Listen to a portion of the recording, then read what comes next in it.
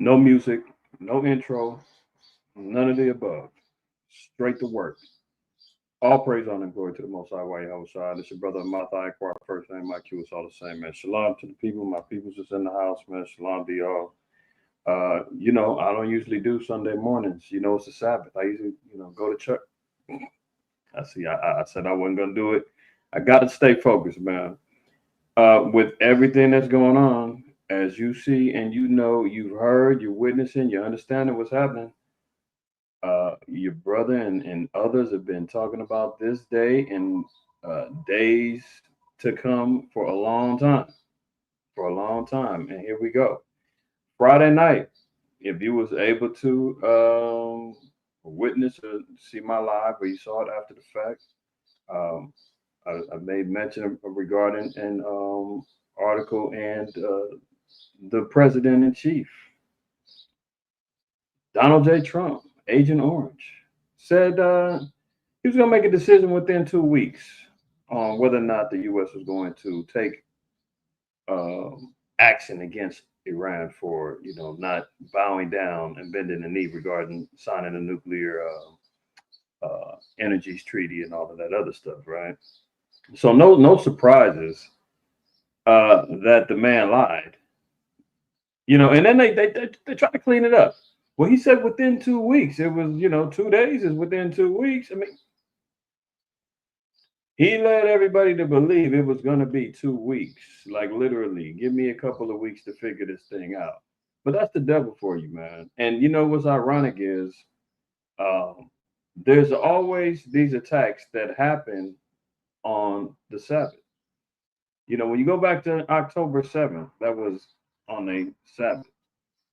Uh, the bombing that happened yesterday on the Sabbath, and our enemies have a um, record for trying to make attacks on the Sabbath. I just look at that. I looked at that in the spirit, and I was just like, wow, here goes another one that they decided to do on the Sabbath, right? Um, Now, let's get right into it, man. What I'm not going to talk about what everybody already knows. There's no elephant in the room here. What I'm going to talk about is the aftermath, the fallout from yesterday's bombing. What's in the headlines now? You dig what I'm saying? So what we're seeing right now is after this bombing went down, multiple nations have came to the forefront, standing behind Iran and saying, "We're willing to give you nukes to retaliate. Let's get it going." The Iranians have already said, "Look, there's going to be irreparable damage if the U.S. strikes us," and they did it. Now the question is whether or not they're bluffing. Are they going to really ride for what they're saying, or are they not? Are they going to bow down? Because if you leave it to the so-called white man, you leave it to America, they're saying, "Well, after we did this bombing, uh, we expect them to come to the table and want to talk now." I mean, who's doing that, man? You're going to sit back and slap me in the face, punch me in my mouth, and then tell me you want to make peace now? Are we good now? Let's do what I want you to do. You think it's going down like that? No, it's not going down like that. Excuse me, you got multiple nations now that are standing behind Iran, and we've been documenting and we've been watching and we've been seeing what's happening, right? Multiple nations have came out and said we're willing to give Iran nukes, right? Iran has made a power move and they're shutting down the Strait of Hormuz. They said that they were thinking about doing it. They might do it as they were going back and forth with Israel. Now, after this bombing, the Strait of Hormuz got closed, and we'll talk about why that's important because that's around 10% of the world's energy and the world's oil now is going to be cut off and shut down. Um, how's that going to impact the energy prices here, the gas prices here? Will these oil companies over here utilize that as a means to price gouge and raise up the prices, even though it may not even affect the oil production here and energy production here? These greedy companies, man, they're going to take advantage of the situation because the main countries that utilize that oil and need that Strait of Hormuz is in the east, like China, India, I believe a few other countries, really heavily rely on the Strait of Hormuz to get their oil and their energy from Iran and these other countries. So it might not even affect over here too much, but you know what these greedy countries, I mean, these greedy companies over here are going to say, oh, this is going to affect our supply and demand. We're going to have to raise up them gas prices on you. I mean, as if they're not already. I mean, they've gone down. I don't want to complain too much, but guaranteed they're going to go up. What is it going to happen with the stock market, the economy? Is that going to be impacted? You dang sure it is. You sure are, right? So let's look at a few things, man. And this is not going to be too long. We're just going to ride it out in the spirit. But I definitely want to do a follow up, a post game uh, live regarding what's happening, right? So let's jump over here and we're going to read Jeremiah 50 because this is very key regarding what's going on right now and prophetic, to say the least. Okay. And this is the judgment and the destruction of what's going to be happening, what's happening to Babylon right now. Now, watch this, and you tell me that the Lord is not powerful. All praise to the Most High.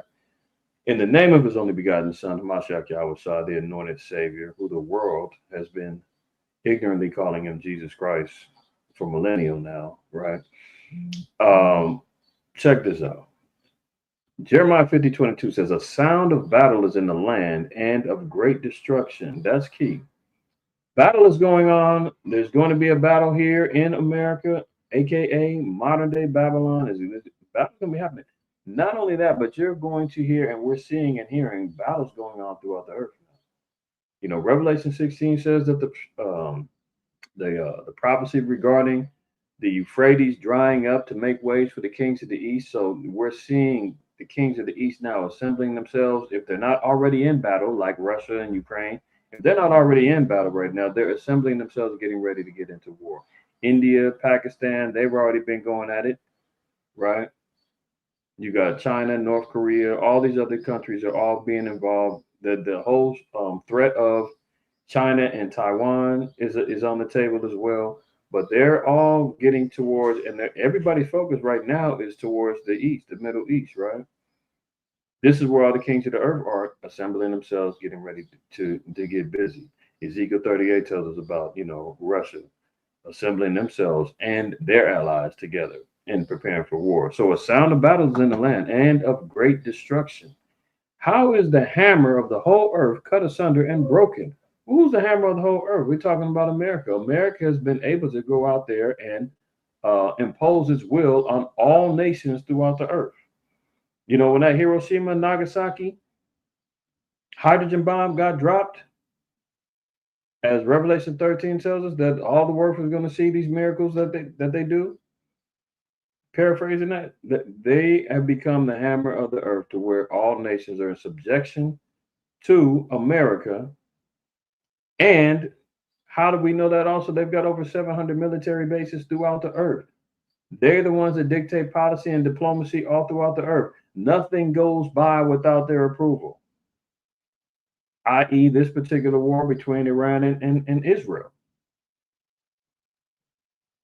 This did not go down without America's approval, as we seen later on. At first, America was like hands off. Oh, well, we don't have anything to do with that. Then they start coming out saying we are doing very well. We were able to do this.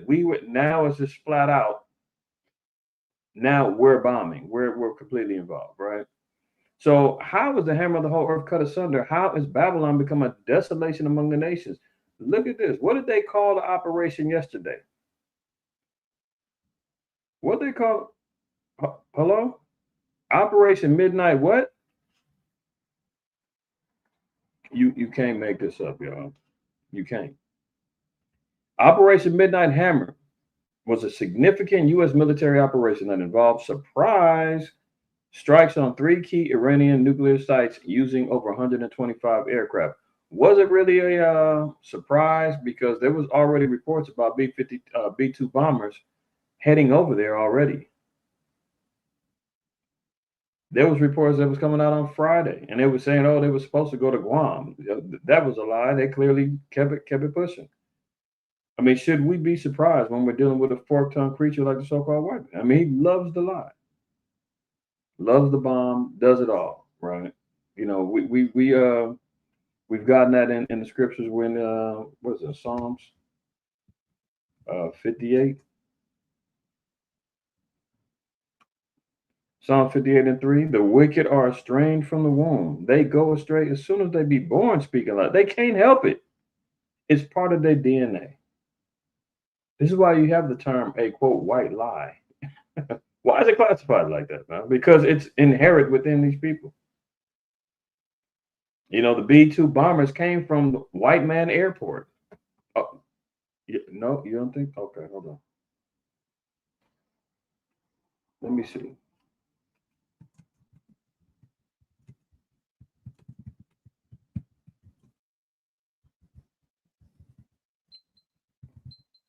I think it's White Man Air Base.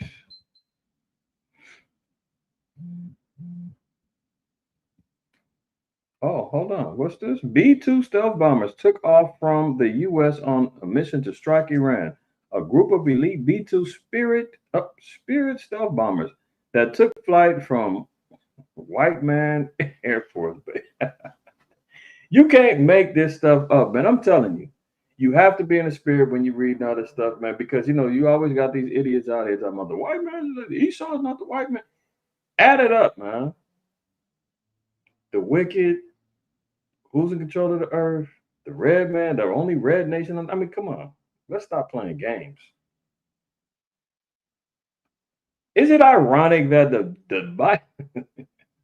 B-2 spirit, oh, we're talking about the spirit of some of the white man is coming to bomb somebody and take them out. Ain't that something?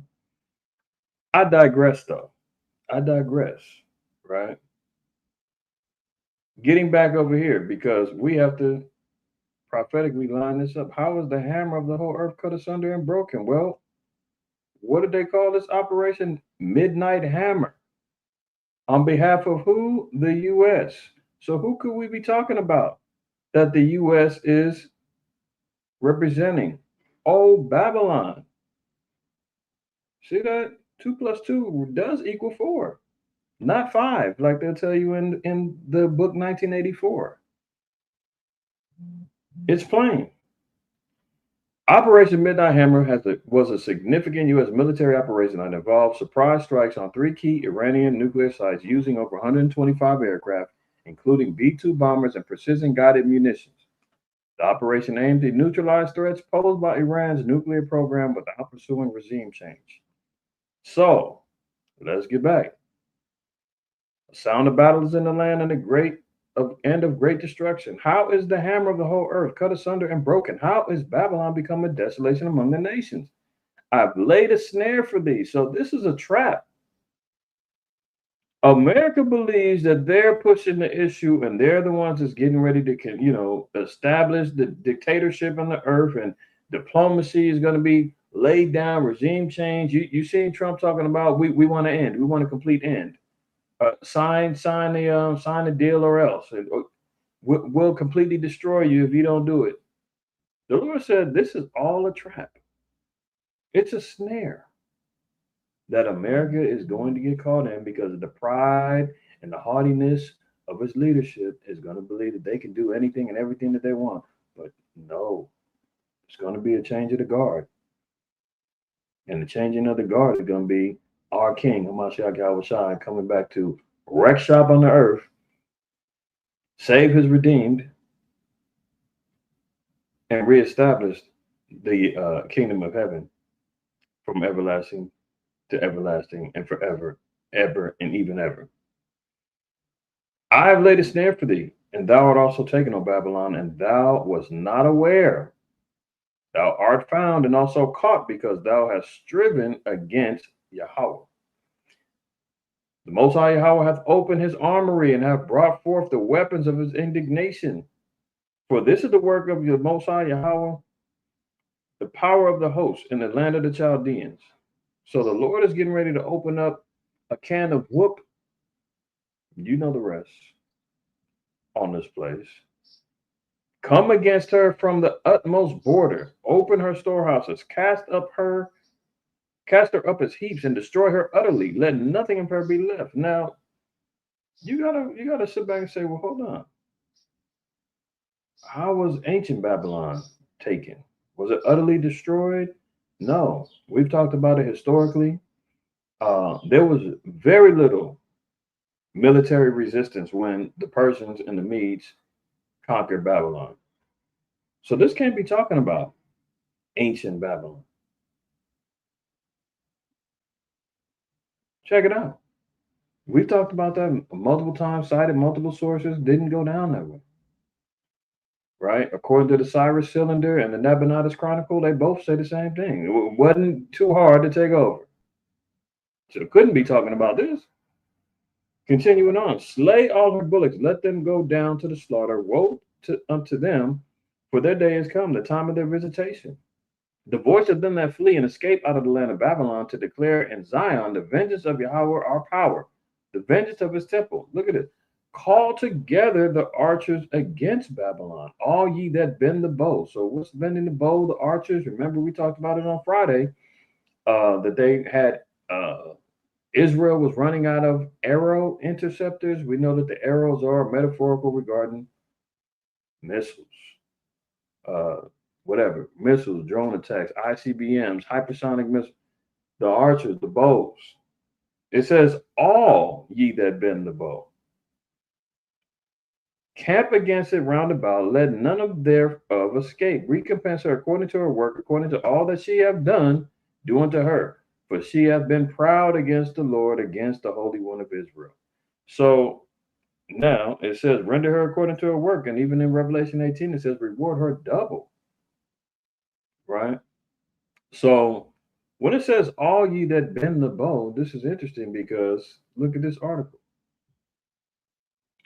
Many nations are ready to supply Iran with nuclear warheads, says a top Putin aide.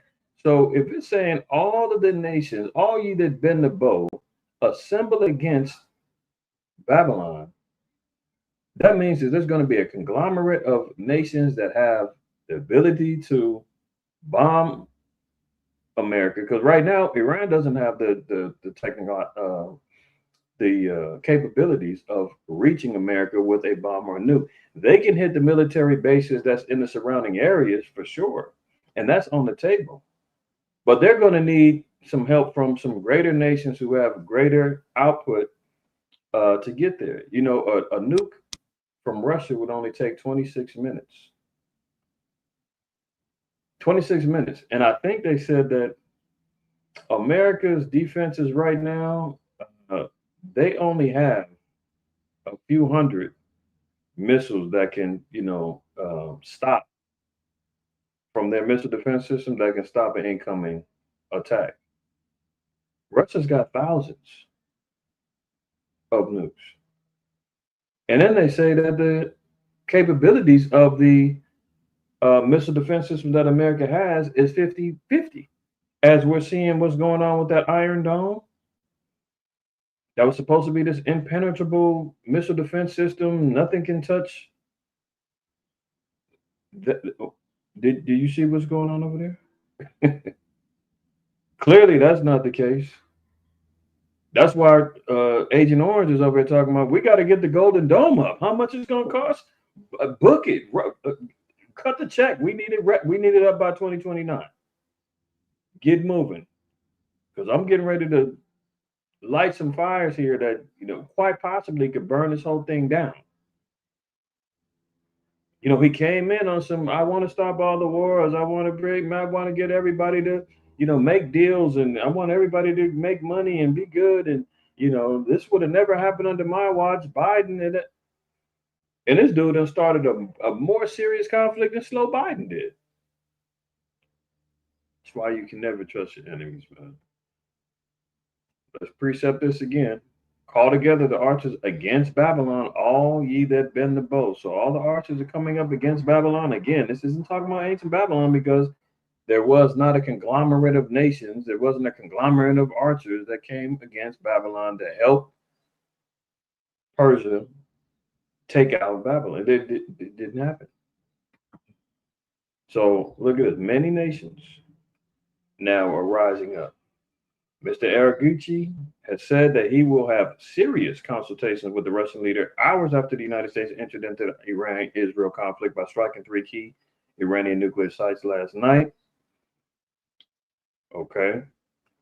Iran's Foreign Minister Abbas Araghchi announced on Sunday that he will travel to Moscow for high-level talks with Russian President Vladimir Putin following overnight U.S. airstrikes on Iranian nuclear facilities. Why and how can he book this flight so fast? And who's he going to immediately? Y'all already know. You already know. Ezekiel 38 tells us that they know who's going to be a guard unto them. We talked about it Friday. They have a defense pact that's signed between the two of them. It's economic and it's military. That they have an agreement with Russia, between Russia and Iran.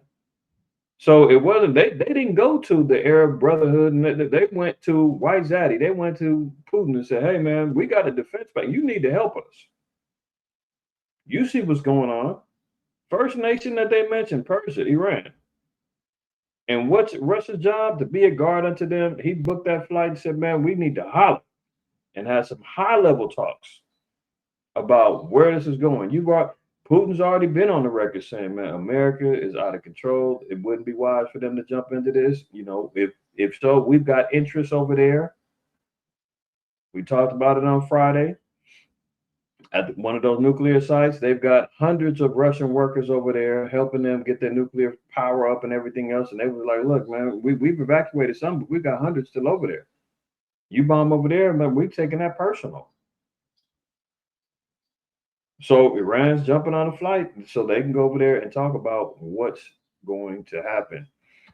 Speaking at a press conference on the sidelines of the Organization of Islamic Cooperation Summit in Istanbul, Mr. Araghchi said that consultations with President Putin would take place Monday morning. The move comes in an immediate aftermath of the U.S. targeting the three key Iranian nuclear sites. Let's drop down. Russia is a friend of Iran. We always consult with each other. Really? Tell us something we don't know.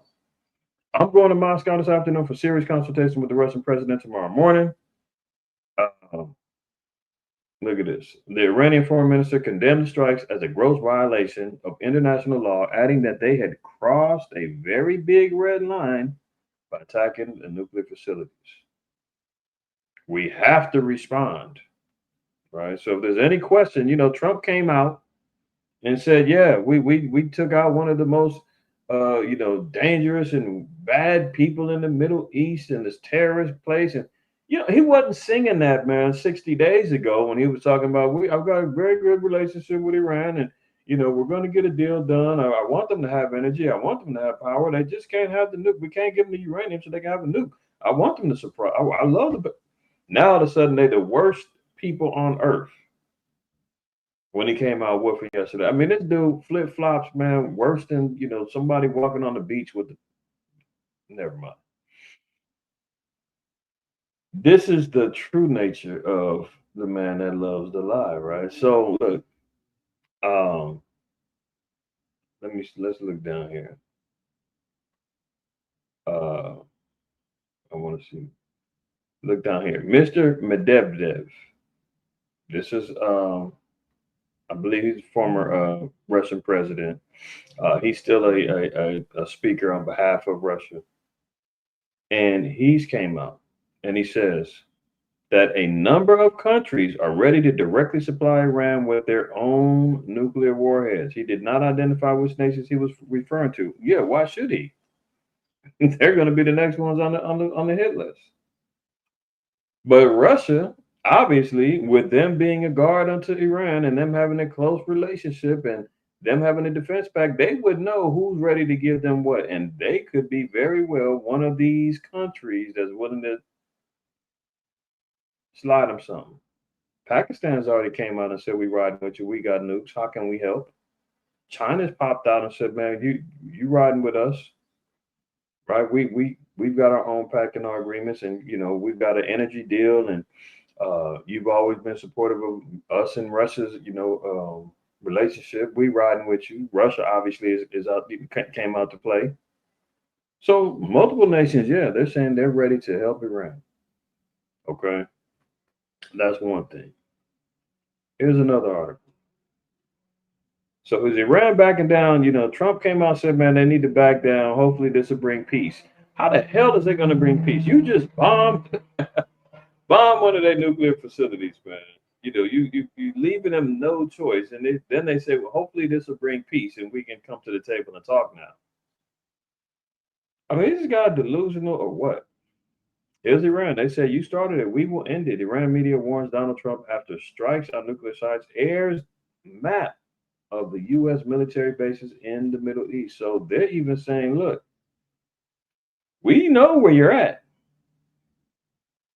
Here they go right here. All the military bases. That's the closest they can hit, really. Outside of the threat of quote unquote sleeper cells here in America.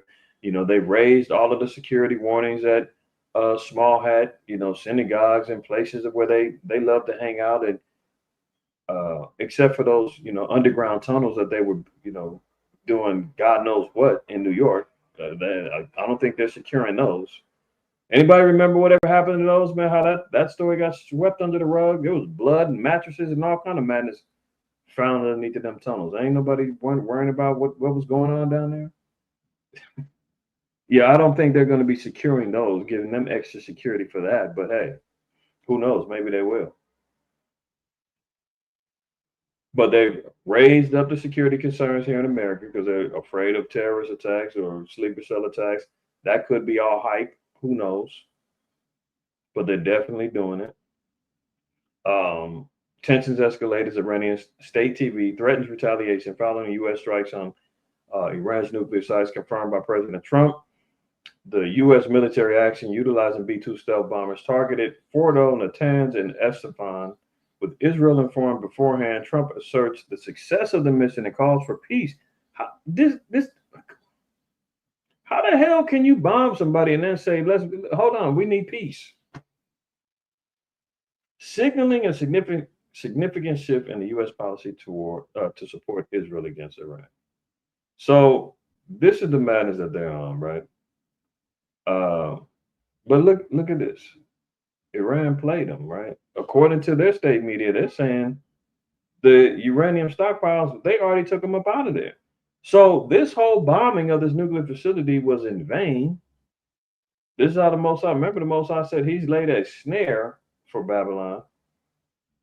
They're thinking, oh, we had great success. You hear him come out, we're very successful. Did what they did, right? And that Iran was like, we've been moved the stash up out of the stash house. Yeah, you didn't really get what you were looking for. Iranian state media claims targeted nuclear sites and their uranium stockpiles were previously evacuated.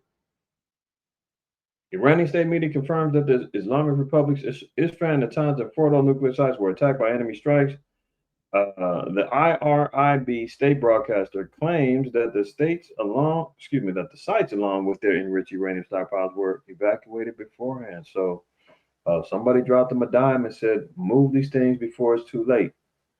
Because they had plenty of time, and America kept talking about, oh, we got to get the, Netanyahu came out saying we need America's help. Yeah, we need the bunker busters to pop out and, get something to get those mountains destroyed.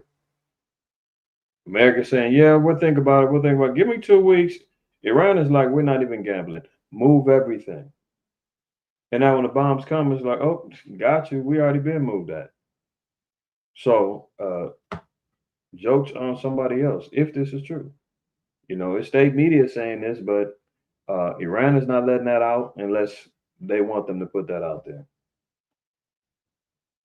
Here's a big one. Iran orders closure of the Strait of Hormuz, putting off 1/5 of the world's oil supply at risk. Iran's parliament has voted to close the Strait of Hormuz, the vital shipping channel through which around 20% of the world's daily oil flows. The world's daily oil, right? 20%, that's still a lot, man. If you're considering the oil that's needed to run the boats, trains, planes, automobiles, power and energy throughout the world is going to be affected. That's going to create an economic crisis for many. This whole thing that Trump's whole plan on trying to get the economy back on track and making America affordable again, this ended all of that. It was already in trouble. Now this is going to knock it off track because now they're going to have to increase budget spending, print up some more money to help supply fighting for this war. That means inflation is going to go up. A lot of the markets and the businesses are going to be shook. Like, oh shoot, we don't know what to expect.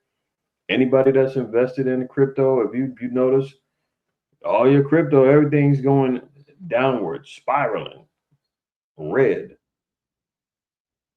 Market's probably going to say to show the same thing probably tomorrow. Who knows? But right now, it's not looking good. The move, which could block $1 billion in oil shipments per day, is likely to send oil prices soaring. It will come into effect pending a final decision by Iran's Supreme Council. The Supreme Council decision must be made by tonight, according to Iran's state-run press TV. Iran's major escalation in response to the U.S. strikes on its nuclear facilities will be done whenever necessary.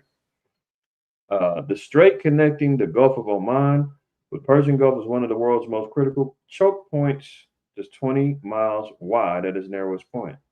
Let's drop down.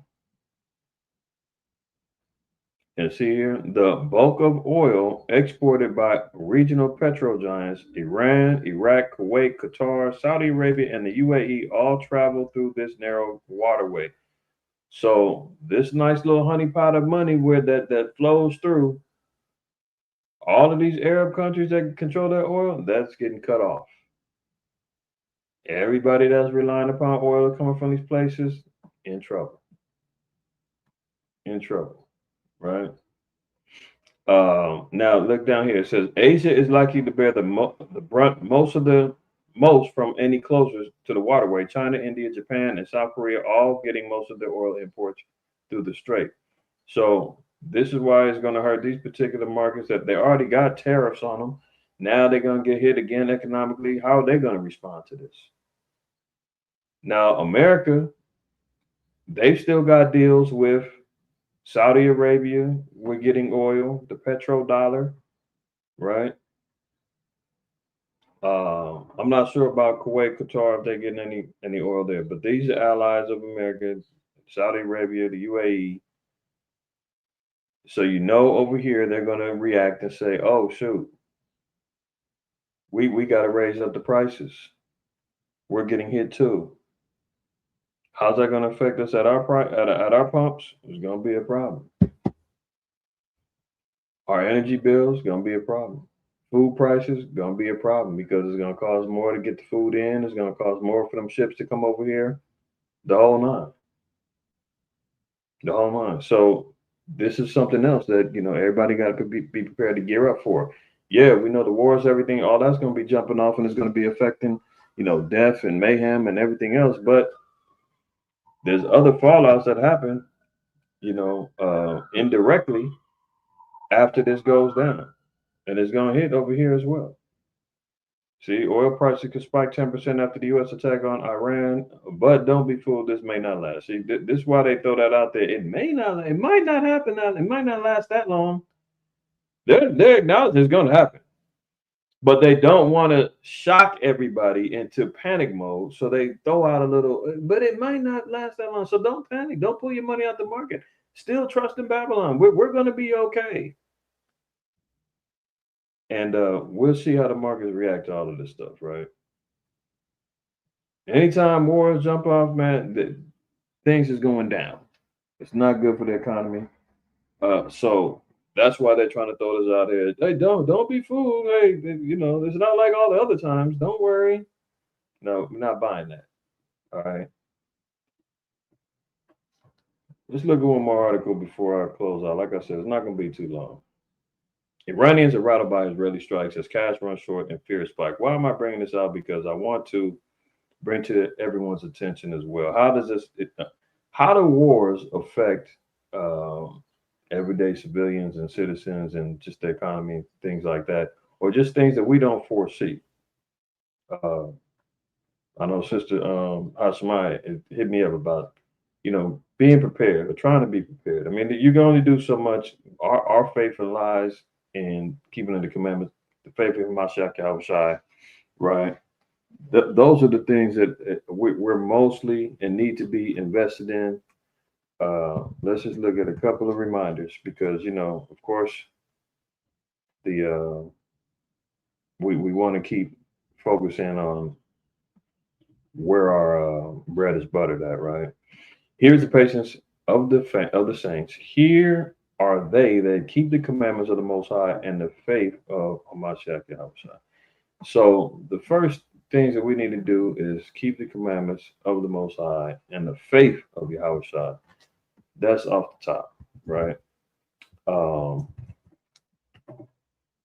then we also have a scripture that I always close with,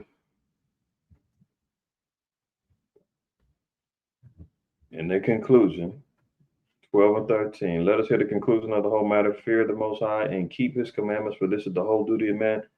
These are the things we have to primarily have our minds and spirits focused in on during these days and times right now. Along the way, we also are given some wisdom and some understanding regarding these things as well. So Isaiah 33 and 6 tells us, and wisdom and knowledge shall be the stability of thy time. So when things are unstable, what's going to keep us in alignment and balanced is wisdom and knowledge. We have to apply these two principles in our lives, in our households, in our walk, and embed them in our spirits if we're going to remain stable in these times. Just like James tells us, a double-minded man is unstable in all his ways. If you don't know, should I do this? Should I not do this? I don't know. Should I? You have to already know what's necessary for you and your household during these times, because there's no question about it. Christ already told us that there's going to be famines. There's going to be pestilence. There's going to be wars, rumors. We're seeing all of those things. Now, if he foretells us and says, look, famine is coming, and you sit back and say, oh, I ain't tripping. You're going to feed me anyway. I'm good. Quails is coming back, just like in the days of during Jacob's trouble, right? Is that going to happen? Or is he giving us forewarning to tell us, hey, these things are coming down the pipeline. Watch and pray. And at the same time, use wisdom and knowledge to create stability when these things arise. I mean, we always use the example of Joseph. If Joseph had the dream and learned about 7 years of plenteousness and 7 years of famine, and he said, well, I know 7 years of famine is coming. While things is good, let's stock up and let's get prepared. And then when everything came to pass and Egypt was getting smoked with famine and dearth and everything, Joseph was sitting on high and got servitude from the nations after that because they had to sell everything that they had, even themselves, when everything ran dry. So is it a guarantee that, even in Isaiah 65, the Lord said that during these times the servants is going to eat, the servants is going to drink? I mean, how the Lord provides that? Will it be through wisdom and knowledge that he imparts on his elect that knows what to do or should understand how to get things in order when things happen? It's not a foolproof plan, but hey, it's faith in what the Most High told us to do. And if those things fail, we still have been doing what we're supposed to be doing faithfully and keeping the commandments. So the Lord's going to look out for us one way or the other. But it's better to have it and not need it than to need it and not have it. Wisdom and knowledge will be the stability of thy times and strength of salvation. The fear of Yahweh is his treasure. So, that's the one thing that he's going to take to heart is the fear that we impose, that's imparted within us. So why did I bring this up? Cash run short and fears spike. So since these strikes have been going on, since there's been, devastation and collapse in both Israel and in Iran, amongst other countries as well, but we're going to highlight what's happening currently right now, what's on everybody's hot plate. How are these things affecting these places? So these are things we have to consider. If there was it ain't got to be no bombing. If you're in an area where there's hurricanes, tornadoes, earthquakes, fire, so forth and so on. We've seen a number of different destructions happen here on these shores over the years, and how people, Look at what happened in 2019, 2020 when the plagues hit and they start talking about quarantine, 6 feet, um, uh, mask up, uh, limit supplies on this, that, and the third. You remember empty shelves and people was panic buying, fighting in the stores over who had so much stuff in there. Shopping carts because other people need stuff too. Remember the toilet paper shortages, all the other stuff. I mean, people are have a tendency to panic at the last minute. And do you want to be in the midst of the chaos, or would you rather say, "I'm good right now. I don't need to run out there and be amongst all of the damn zombies and maniacs. It's a good thing I had some things already on deck." Hell, let alone forget that. We see layoffs. All that's going on right now. People are losing jobs. Incomes are dropping. The side hustles ain't cracking like they used to be. You dig what I'm saying? So let's imagine you're not able to supply that grocery bill like you used to. Do you have some extra food on deck so that you can say, hey, you know what times is tough, kids? Hey, whatever, we're gonna have to get to the emergency supplies. That's what it's there for. It's not to say though when the bomb said you got some canned goods that's gonna help you live. No, you gotta think beyond just the obvious. Everybody knows damn well you ain't gonna survive if a damn bomb hits. You gotta be thinking, and we've got to be thinking about the extracurricular things that could happen that could impact our lives that we all need to be prepared for. Because look, this is what happens. A week of Israeli strikes has upended lives of Iranians, battering vital infrastructure like fuel depots. So we know gas stations is going to be affected. When you see, look, ask anybody that was living in Pasadena trying to get up out of there. When they had the earthquake up north, uh, what was it, 8, 9 months ago? Traffic was at a standstill. People couldn't get out. When the what was it? Yeah, when they had the fires over there in Malibu. Remember all that traffic, and they was just telling people just leave your car and get out. And they brought the bulldozers and smashing everybody's cars to free up the. All of these things are gonna happen. That's why, if at all possible, and I know everybody's living check to check, subject to payments, like the scriptures say. But if you can, at least keep a full tank of gas if you can. Try not to be riding on E and saying, I know my car. Israel be sitting there, you getting in somebody's car, man, and the light come on the gas, and you looking like, are we gonna make it? Yeah, I know my car. Shit, are we gonna be there? We cool. We good. Yeah, look, we can't be gambling on that no more. God forbid, earthquake hit, something go down, man. You got to flee up out your spot, and you got to get to, one of your fellow neighbors that's got their stuff in order, and you trying to get up out of there, and your damn light is on, and you like, can I make it? I don't know. You want to gamble like that, or should you try to make sure you at least got a half a tank or full tank of gas if possible in there? Fill it up. Don't let it go below half. So all you got to do is keep going back up, if possible, right? Um, I don't suggest unless you've got uh the space or the air. And they do have those I forgot what they call them, man. But if you got spare gas tanks in your maybe a garage or something like that, they do have something that kind of reduces the carbon monoxide and the poisoning. But they always say you shouldn't store gas indoors, so don't do that. But gas is going to be an issue, right? Let's look down what else that they got happening. Uh, Now it says inside Tehran, people describe it in interviews a daily struggle for basic needs. Daily struggle for basic needs. Now look, it says electricity and water will still be available. So right now they still are able to have power. They're still getting water, but cuts have become more frequent. So although they can say we've got electricity and water, rolling blackouts, them limiting how much water's going, rationing out power, rationing out water, those things are going to come down the pipeline. Anytime there's an emergency, something like that happens, uh, Like I always, well, let's mention California. Earthquake hits because of the power lines. Everything else could be going on. They don't want to start fires. They got to cut the power off, and who knows how long that could be out for. So, should you have a little backup source for some power? Absolutely, you should. Now, nowadays, I don't know. I haven't, did no shopping about, solar generators and all of that, but those are decent investments if you have the money and the time or able to finance one. Get you one. I don't have anyone that I can suggest to you. I don't promote nothing, but I've got a, I've got a couple of them. And it all depends on your power needs as well. And you don't just have to buy a generator.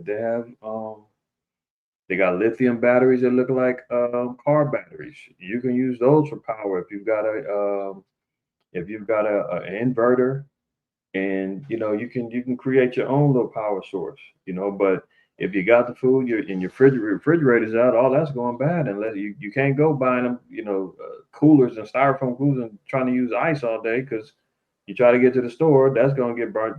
That's gonna get burnt out when you get to the store and there's lines galore. And by the time you get to the front, you saying I need ice, and they like we're sold out 2 hours ago. Sorry, that's not gonna work. So you might need something to keep your refrigerator going. You might need something to keep your, some people have dialysis and got particular machines that they need to stay on, or for their treatments or whatever the case may be. You may have somebody who's got asthma and they've got a nebulizer machine and it requires power. You need to have that to plug in. Don't let baby girl gotta have an asthma attack and you can't plug in the machine because you ain't got no power. You don't want to be in that position. So if you have the ability, start researching on some of those things because when the ish hits the fan, power is definitely going to be affected. Get you some USB LED lights that you can plug into, a plug, USB plug or something like that, to a computer or to directly into a generator. Then charge your phone, charge your computer, stay on top of information if possible. Make sure you got some lighting. You always can get your candles and all those other things, flashlights, those are all good too. Nothing to be rejected. Make sure you got extra batteries, all those things, right? Look at this. Food prices have soared. That's why it's not necessarily going to be there's no food around. Like everybody's scavenging where there's no food. That will be after, a lot of destruction has taken place and people are scrounging around trying to find any place to eat. We're experiencing famine already. When you got people out there doing buy now, pay later to get groceries, that's already indications that people are starving, where they have to try to figure out robbing Peter to pay Paul just to get some food on the table. In a lot of instances, food will be available, but you won't be able to afford it. That will create a famine. That's going to create a power struggle where people are like, you know what? You got food, is your mouth or mine, and I'm coming to get it. Second Ezra 15 tells us that's going to happen. Food prices are soaring. Let's look at that real quick. Real quick. I know I said this ain't going to be long. I promise y'all I'm going to close out in a second. But just moving in the spirit. Second Ezra 15:16 on down. It says, "For there shall be sedition among men, and invading one another. They shall not regard their kings nor princes. In the course of their actions shall stand in the power." You've seen a little example of that 2 weeks ago when they had the No Kings protest. People are already getting that spirit up within them where they're ready to be or commit sedition against governments. They're ready to commit sedition against their authorities and powers and governments and senators and all that other stuff, right? People are wanting to rebel against authority. A man shall desire to go into a city and shall not be able. So there's going to be restrictions, zones that you can't go into, areas that quarantines that they got people locked down on. We see what's happening with the immigration situation jumping off. Continued on, for because of their pride, the city shall be troubled, the houses shall be destroyed, and men shall be afraid. A man shall have no pity on his neighbor. I made this example before. Look, Mrs. Jones that lives next door. She been the granny for the whole block. She's lived there the longest. 60 years she's been there, and she's starving. And you got a house of five. The scripture saying that ain't nobody gonna help Miss Jones. Matter of fact, Miss Jones is probably gonna get robbed for whatever she got in the house. That's how ruthless people are gonna be. That's how desperate people are gonna be. A man shall have no pity on his neighbor, but shall destroy their houses with the sword.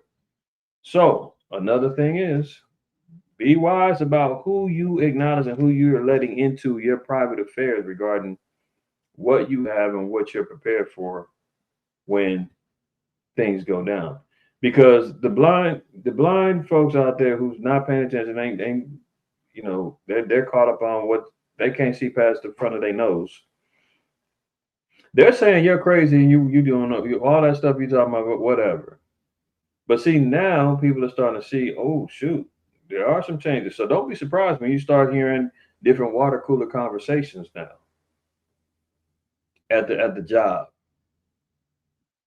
or amongst your family or whatever the case may be. Don't be the one to be, yeah, man, shoot, I'm ready for anything, man. I got a stockpile of this, that, and the third, blah, blah, blah, blah. And this is why I keep it. And I definitely got this on deck, and I got some money over here. You do all that, man, you get everything that comes your way. You have to be discreet. Remember, wisdom and knowledge is going to be the stability of that times. Be discreet on who you're speaking about certain things to as well. Because the Lord said that a man's not going to have pity on his neighbor. It ain't going to be, oh man, that's my buddy, that's my friend, that's my cousin. We've been good. So people get, what they say, desperate times call for desperate measures, right? Because what they said, they're going to destroy houses with the sword and spoil their goods. They're coming to spoil, take, scavenge any of the goods they got. Why? Because of the lack of bread and for great tribulation. Now, going back here, food prices have soared, cash is in short supply. So the rotation of money or cash, that's slowed down over there. Think about it over here. Something go down, you can't get to the ATM, you can't get that money out. You're heavily relying upon the plastic and the chips. Then that you ain't got it. None of them is working. Oh, you get to the store, our machines are down. We can't accept that. Well, how am I supposed to buy my medication? How am I supposed to buy my food? How am I supposed to buy this water? I don't have cash. Sorry.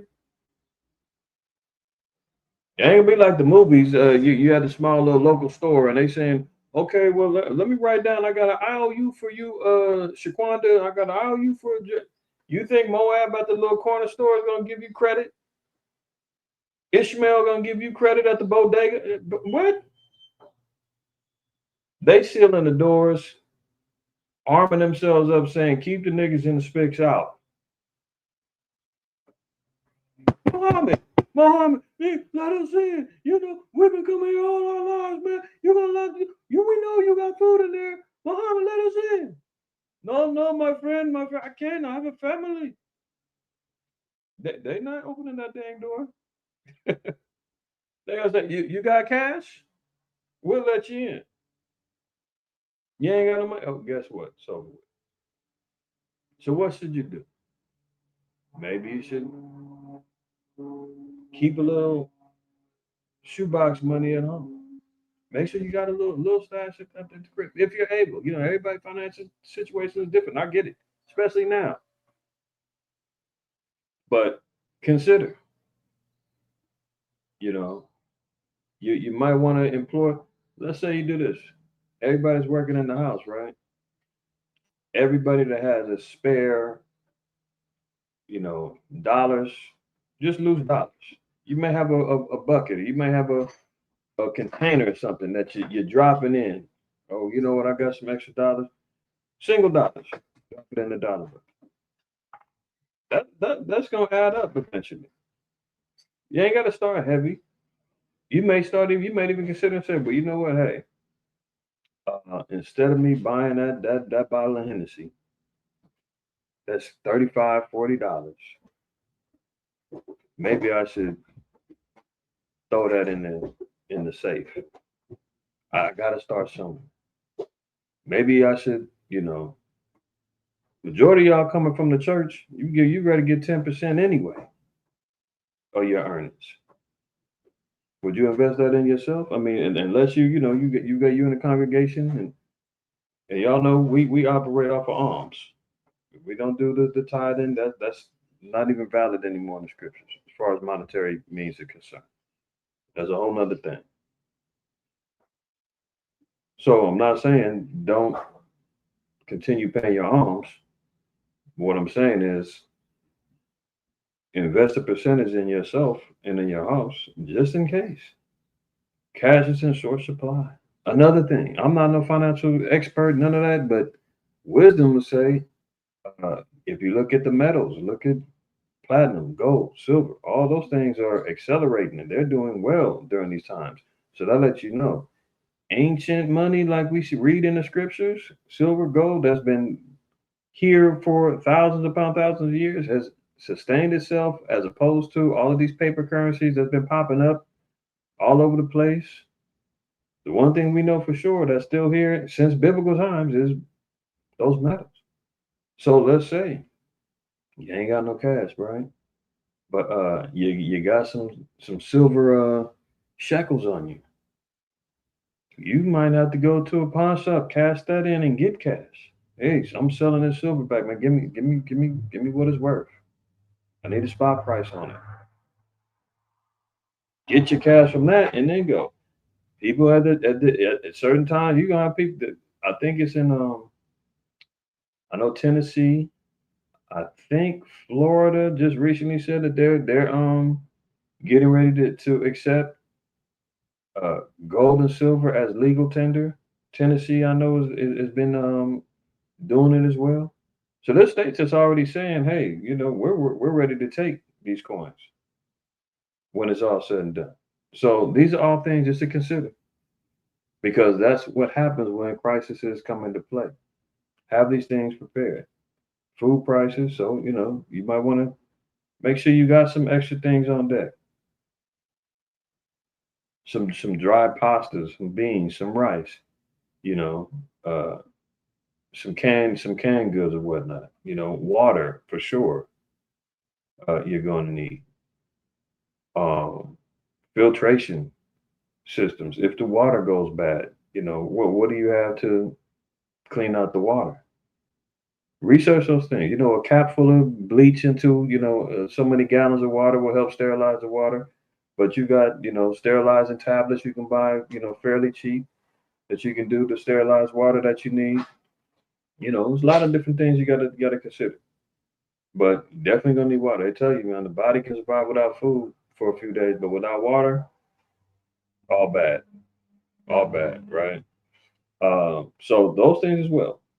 Not saying that the wait for fuel can be up to 5 hours at some gas stations. So, if you're thinking about running up out of somewhere, they were telling everybody you need to get up out of there, flee, leave the city.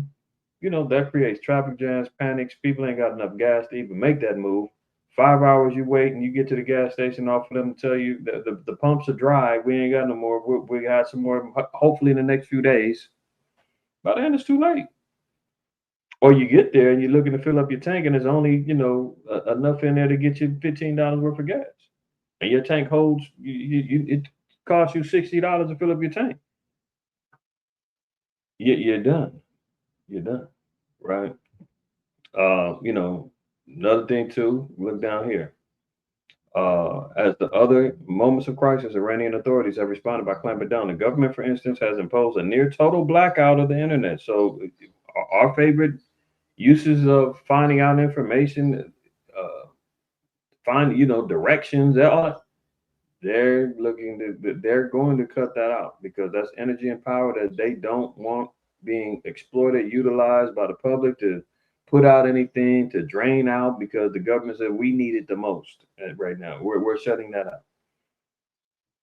So a blackout of the internet is something that they all will do as well, where you won't have access to the internet.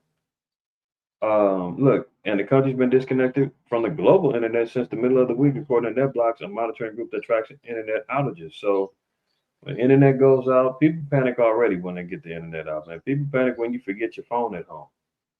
So imagine when you don't get no signal, you ain't getting nothing up. How are you going to contact your loved ones? Also, remember, you know, uh, as we all are accelerating in age, and even for the youngsters, man, who are just completely relying upon, the technology. You don't remember phone numbers like that. You got little pictures and emojis of people that you're in your contact list. You got nicknames for people. You just click on it and it's calling their phone. Who remembers phone numbers like that anymore? Who remembers addresses like that anymore? No, because the smartphones have made us dumb, me included. Certain numbers I definitely remember because I know these are my immediate emergency, my wife, kid. I got those you got to have on deck. And even if you don't, make sure that you are writing down your emergency contact, people that you need to contact or you need to be in your Rolodex, and keep it somewhere safe where, hey, if I do get to a landline or I do get to a way to communicate, I got their numbers on deck and I can call them. Not, I can't remember anybody's number. I don't know their address. Where am I at? Get you a compass. Make sure you know your cardinal points, north, south, east, west. Learn a little bit about directions instead of, hey Siri, well, how do I get to such and such? And smartphone telling you everywhere to go. Communication. You might get a little network of people that's in your surrounding areas that you trust, so that you can communicate with, that you can get some, you know, uh, walkie talkies or whatnot. Not many are gonna do too good unless you're within, the ones that they sell like at Big Five, Amazon. They'll advertise you get 2-3 miles of range, and you're thinking, oh yeah, well cool. I'm I'm within that range for the brothers and sisters that I connect with. That's only if it's flat land, no buildings, nothing in the way, no interferences coming from other signals and other technologies. You probably might be able to do that with a good high grade um, walkie talkie. But in these cities and urban communities, please, it's not going to be as advertising. You're going to be disappointed. So you got to look at some of them other radios that's out there. I know there's one called Rapid Radio that's nationwide. Works just like regular walkie talkie. I don't have one. I've been looking. We've been looking into some of them, but that's just one that just popped in my head. I think it's an annual fee that you pay to keep them activated. But you'll be able to communicate with people in the event that the grid goes down and all communication cease. You still be able to talk with your loved ones and talk with uh, your circle that you have, contingency plans, lined up with. But these are all things that you just got to, keep in mind, because this is what happens when things go down. You just got to observe. You see, well, how is this affecting these other countries? What happens when there's war, conflict, upheavals? What happens when there's food shortages or whatnot? What are they struggling with? And you see what happens. Even in Venezuela, they've got a uh, their economy's been bad for years on end. They're at a collapse right now, and the government has came out and they're arresting anybody that's speaking about the economy. Any analyst that's out there talking about how bad the economy's working over there. Not so that's something also to consider. If America could follow the same pattern and say, well, we're arresting anybody because that would be considered sedition if you're speaking against the government and how they're handling the economy and how things are really bad, because they could be putting out there, hey, it's not that bad. We got control of this. And you're like, no, it's bad over here. Look, we're doing this and a third. And before you know it, hey, we saw your stream. You know what? We're locking you up because you're over here being seditious and you're speaking against the government. They're doing that right now in Venezuela. As they, hold on. Let me see if I can find that article real quick before we close out.